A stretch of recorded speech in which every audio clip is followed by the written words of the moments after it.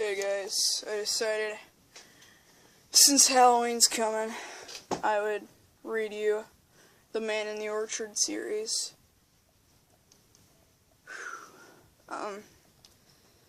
This is a trilogy of stories that I wrote in 7th grade about,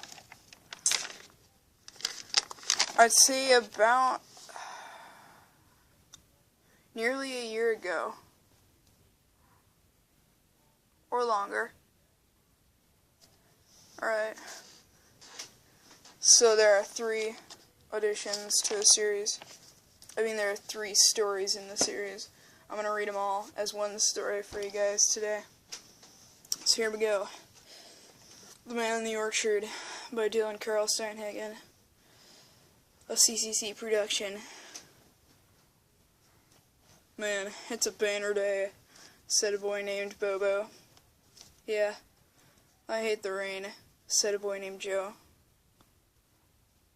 Let's go to the orchard and play, said Bobo. Okay, Joe replied. The 2 boys ran to the orchard and tried not to get wet. Check this out, said Bobo. Joe looked over and saw Bobo holding something resembling a pistol.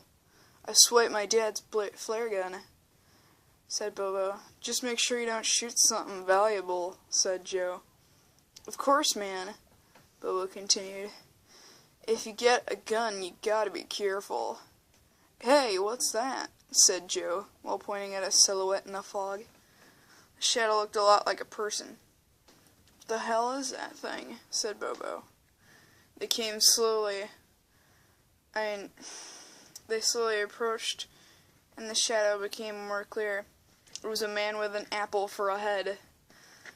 Don't come any closer, the man shouted, unless you want to die here.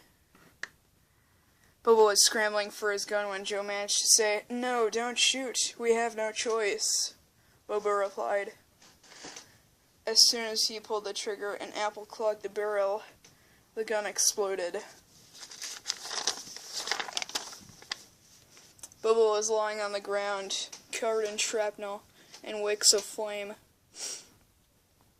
Joe tried to get him to his feet when the man yelled, You've got 10 seconds to get out.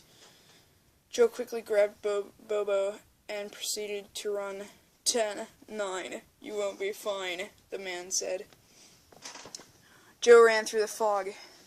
8, 7, you won't go to heaven, he continued. Joe tripped and lost grasp of Bobo. 6, 5, take out my knife, he said. Joe was still trying to wake up Bobo. When the man said 4, 3, you won't be free, Joe decided to leave his friend behind, and the man finished with 2, 1, now we're having fun. Next thing Joe heard from beyond the gate was a series of stabbing noises and the screams of his friend. The next day he went back to the orchard to find Bobo, or at least parts of him. As Joe went farther in the orchard, he heard his friend crying. He saw Bobo sitting on a rock and managed to say, Are you okay, man? Bobo turned around, revealing that his head was an apple, and screamed, Why would you leave me behind? Why would you leave me behind is the last thing Joe would ever hear.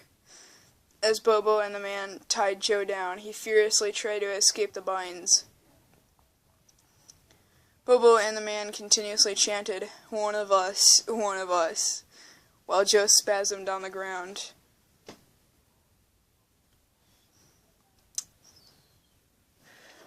The man prepared his knife for the beheading, and Joe realized what would happen to him.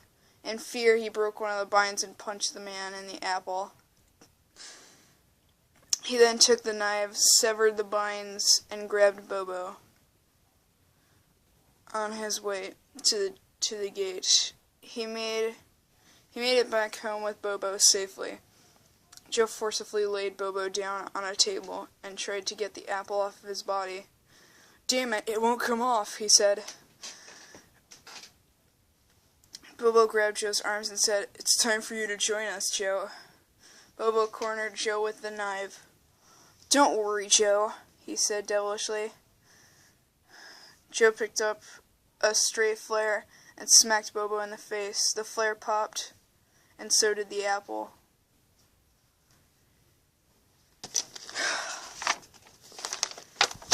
Hope you guys enjoyed that. That was all three of the Man in the Orchard stories.